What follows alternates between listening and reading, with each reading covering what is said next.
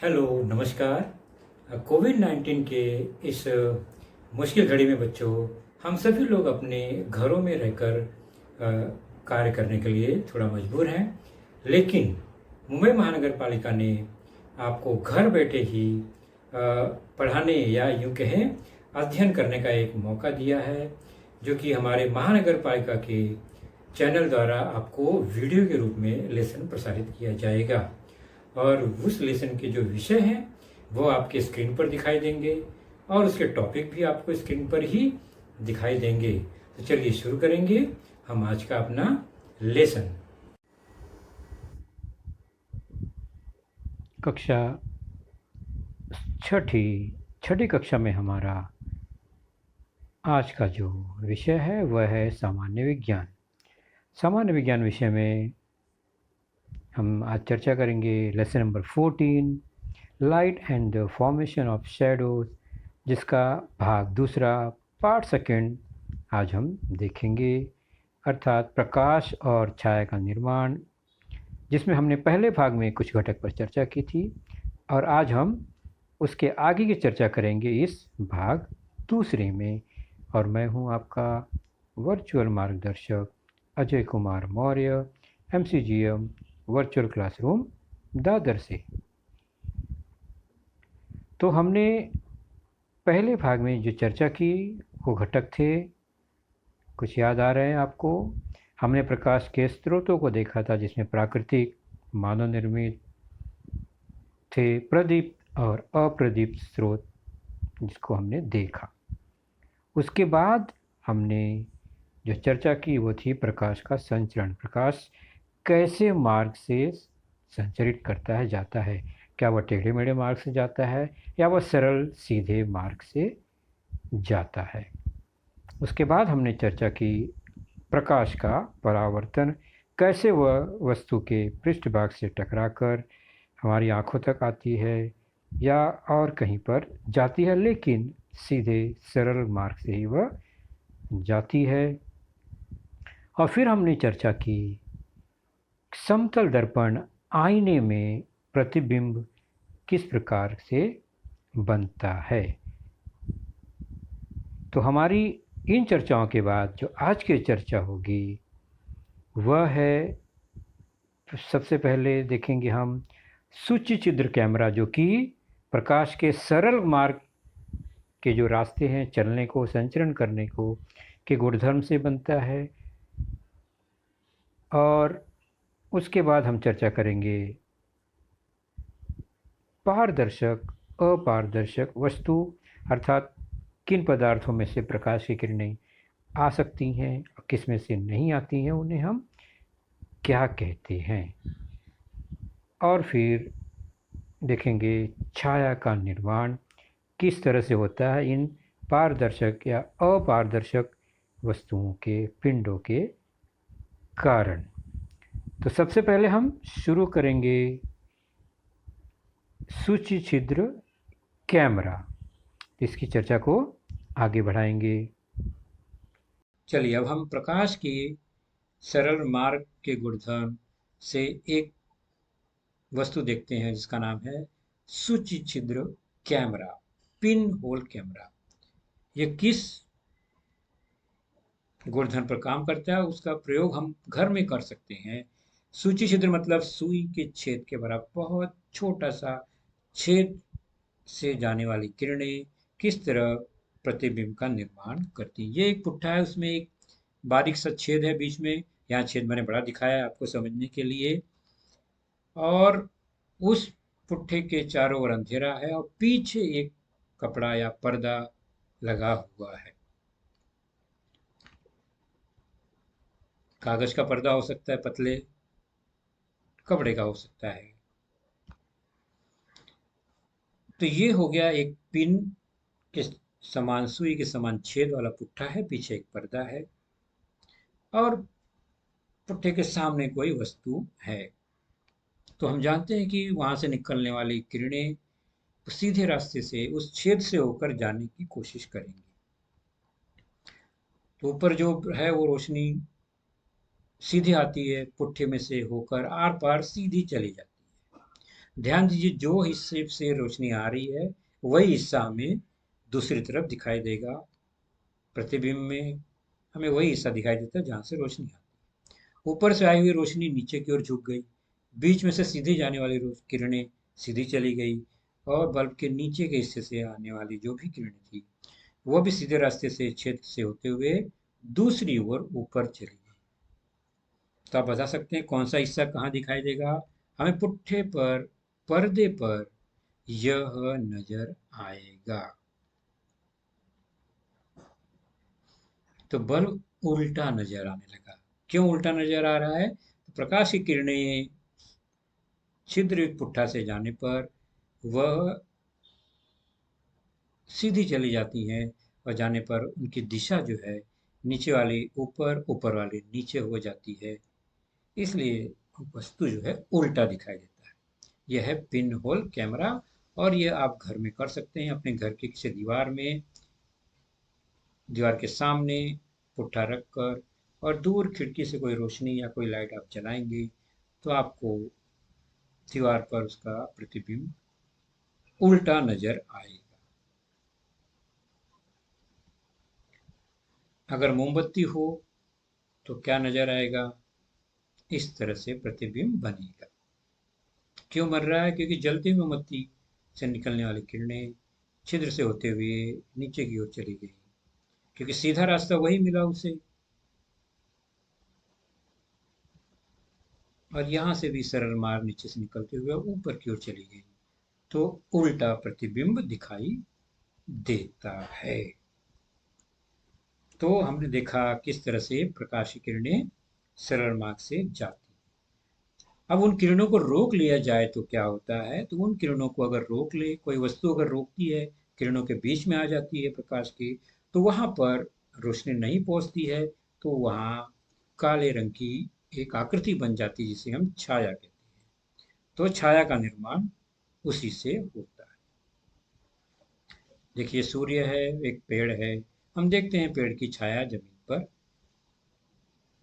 आती है। तो जमीन पर क्यों छाया दिखती है? क्योंकि पेड़ बीच में है, उसमें से रोशनी या प्रकाश नहीं आ पाती, तो काली गहरे रंग की छाया दिखाई देती है। छाया मतलब वहां पर प्रकाश की किरणें नहीं पहुंच पा रही हैं ज्यादा।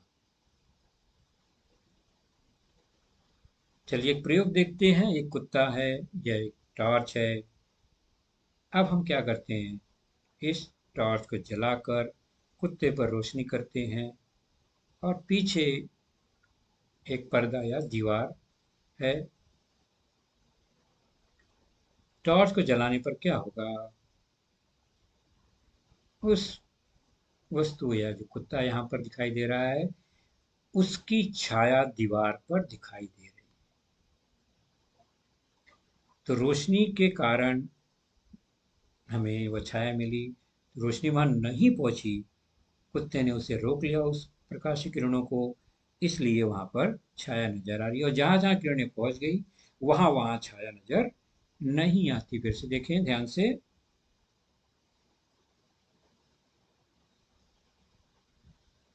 तो प्रकाश की किरणें अगर कुत्ते में से आर पार चली जाती तो वहां पर छाया नहीं बनती। तो प्रकाश की किरण जब किसी भी वस्तु द्वारा रुक जाती है, अर्थात पिंड के आर पार नहीं जा पाती, तब उस वस्तु की छाया का निर्माण होता है। आपकी भी छाया बनती होगी जमीन पर या दीवार पर, रोशनी के सामने जब आप खड़े होते हैं तो विपरीत ओर छाया बनती है।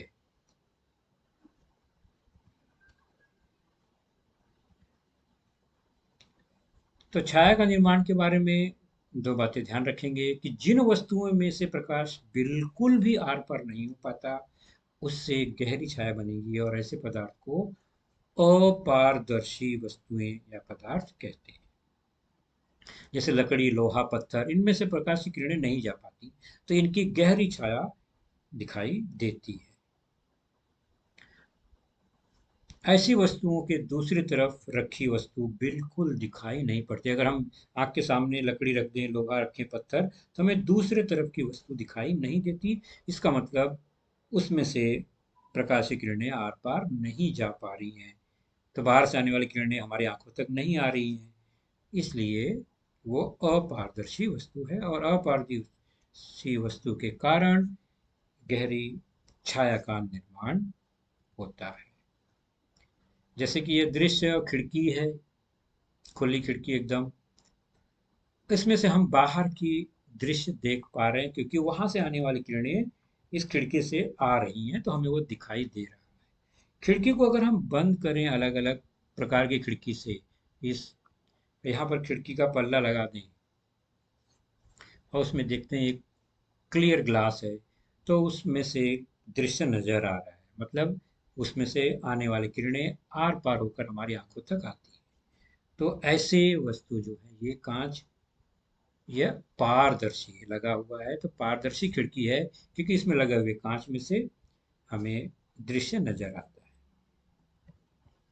तो जिन पदार्थों में से प्रकाश आर पार आसानी से आ जाते हैं, पूरी तरह से आ जाते हैं, उन्हें पारदर्शी पदार्थ कहते हैं।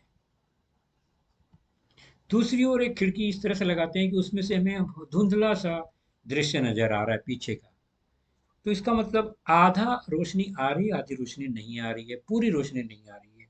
इसको हम पारभासक कहते हैं। पारभासक वस्तु से बनी हुई ये खिड़की है, यानी पूरी किरण हमें नजर नहीं आ रही, हल्की हल्की नजर आती है।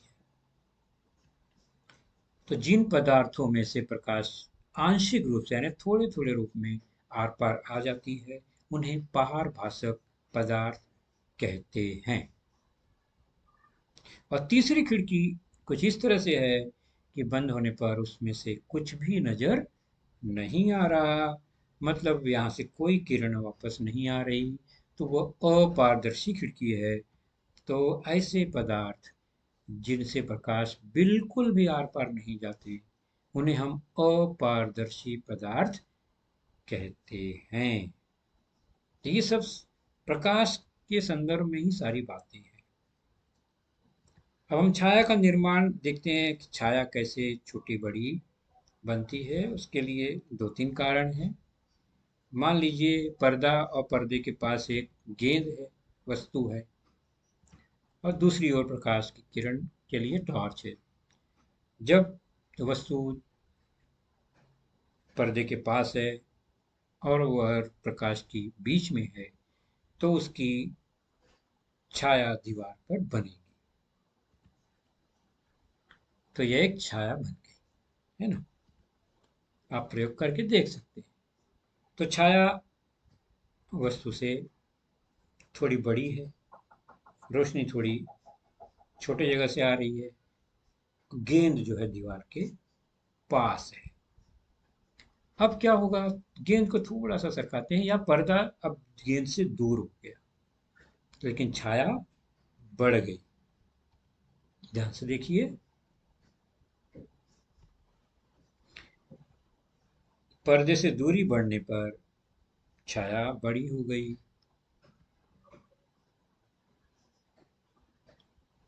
तो रोशनी का बहुत प्रकाश का बहुत सारा हिस्सा ढक लिया, इसलिए छाया और बड़ी हो गई। तो छाया छोटी बड़ी होने के लिए प्रकाश का स्रोत छोटा है या बड़ा, वस्तु बड़ी है या छोटी, वस्तु पर्दे के पास है या पर्दे से दूर है, या और रोशनी के पास है या रोशनी से दूर है, इस पर निर्भर करता है कि छाया बड़ी बनेगी, छोटी बनेगी, गहरी बनेगी, हल्की बनेगी। ये सब उस पर निर्भर करता है।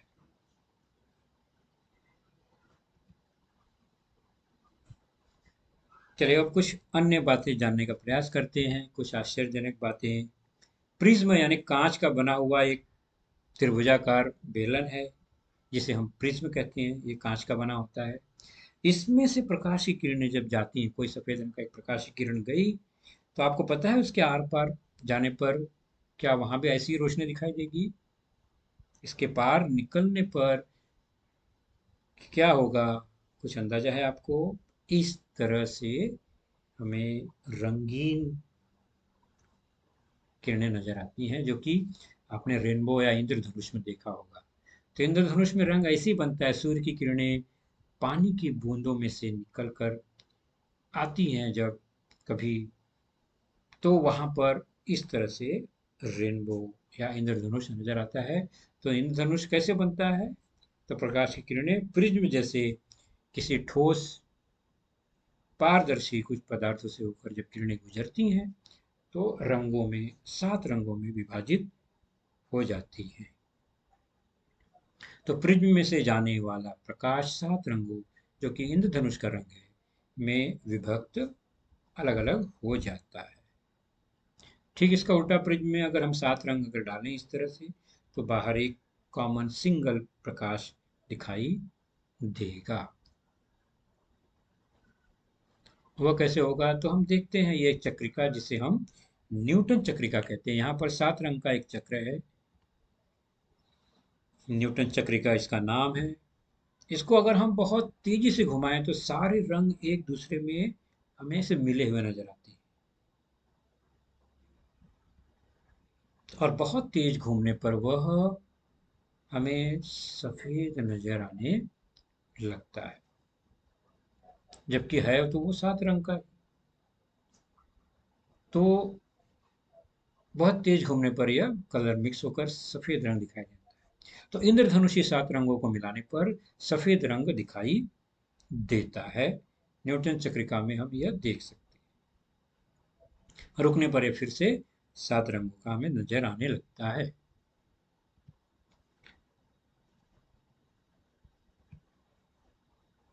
तो बच्चों, इस तरह हमने प्रकाश से संबंधित, प्रकाश की छाया से संबंधित कुछ घटक पर चर्चा की। अब हम चलते हैं इन्हीं घटकों पर आधारित कुछ स्वाध्याय। देखिए हमने कितना जाना और समझा है। पहला है सही शब्द चुनकर रिक्त स्थान भरना है। शब्द है ये सारे, और रिक्त स्थान है हमारा खाली जगह है। प्रकाश का प्राकृतिक स्रोत है, इतने सारे नाम हैं। 7, सीधा, आर पार, पारदर्शी, उल्टा, अपारदर्शी, मोमबत्ती, रंग, आकार, तारा, प्रदीप्त। दूसरा फिल इन द ब्लैंक्स है प्रकाश का कृत्रिम स्रोत है। कौन सा है हमें पता लगाना है। ई है प्रिज्म में से होकर प्रकाश जाने पर वह खाली जगह है रंगों में विभक्त होता है। कितने रंगों में विभक्त हो जाता है? तो पहला प्राकृतिक स्रोत कौन सा है? तो तारा जो है वो प्रकाश का प्राकृतिक स्रोत है। कृत्रिम स्रोत यानी मनुष्य ने जिसे बनाया है, तो मोमबत्ती प्रकाश का कृत्रिम स्रोत है। प्रिज्म में से होकर प्रकाश जाने पर वह कितने रंगों में विभाजित होता है? देखा हमने 7 रंगों में विभक्त हो जाता है। 3 फिल इन द ब्लैंक्स हो गए हमारे। अब हम देखते हैं अगला, चौथा, सूची छिद्र कैमरा। आपने देखा ना, पिन होल कैमरे में बनने वाला प्रतिबिंब कैसा होता है। और फिर प्रकाश स्रोत के मार्ग में क्या आने पर उसमें से होकर प्रकाश जाता है या नहीं जाता है। तो और छठा है प्रकाश स्रोत के मार्ग में आने पर छाया का निर्माण होता है। तो पहला इसमें है जो ऊपर सूची छिद्र कैमरे में बनने वाला प्रतिबिंब उल्टा होता है। बिल्कुल सही। प्रकाश स्रोत के मार्ग में पारदर्शी वस्तु आ गई तो क्या होगा? उसमें से होने वाला प्रकाश आर पार जाता है। तो आर पार जाने के लिए वस्तु पारदर्शी होना जरूरी है। और प्रकाश के स्रोत के मार्ग में अपारदर्शी वस्तु आ गई तो छाया का निर्माण होता है। तो पहला स्वाध्याय आपने बहुत अच्छे से पूरा कर लिया। दूसरा स्वाध्याय देखते हैं। वस्तु के नाम है। हमें पता लगाना है कि ये प्रदीप्त है यानी उनमें से रोशनी निकलती है खुद, या अप्रदीप्त है उनमें से रोशनी नहीं निकलती है। खुद प्रकाश के स्रोत नहीं है, खुद नहीं जलती। तो प्रदीप्त अथवा अप्रदीप्त वस्तु पहचानना है। पुस्तक निश्चित हमें पता है ये अप्रदीप्त है, इनमें कोई प्रकाश नहीं होता।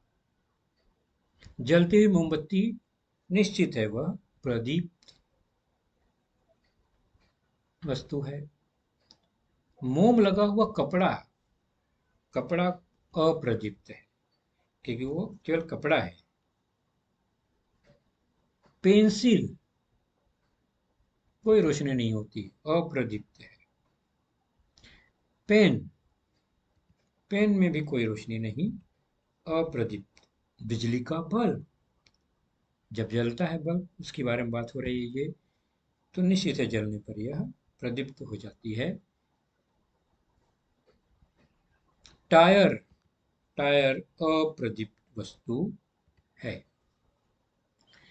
और जलता हुआ टॉर्च जो है वह कैसा है? वह है प्रदीप्त वस्तु। तो आपने बहुत अच्छे से यह पहचान लिया। दूसरा स्वाध्याय भी। अगला है जोड़ी मिलाओ, मेरा जोड़ीदार कौन? दो समूह में कुछ घटक हैं और ब हमें जोड़े मिलाना है। पहला है दर्पण आईना, और उसका संबंध किससे है? परावर्तन से। दर्पण जो है पूरी तरह से किरणों को परावर्तित करता है। जुगनू, वह प्रदीप्त है, उसमें खुद की रोशनी होती है। सूची छिद्र कैमरा, निश्चित है इसका उत्तर होगा उल्टा प्रतिबिंब बनता है। और आखिर है चंद्रमा, वह अप्रदीप्त घटक या पिंड होता है।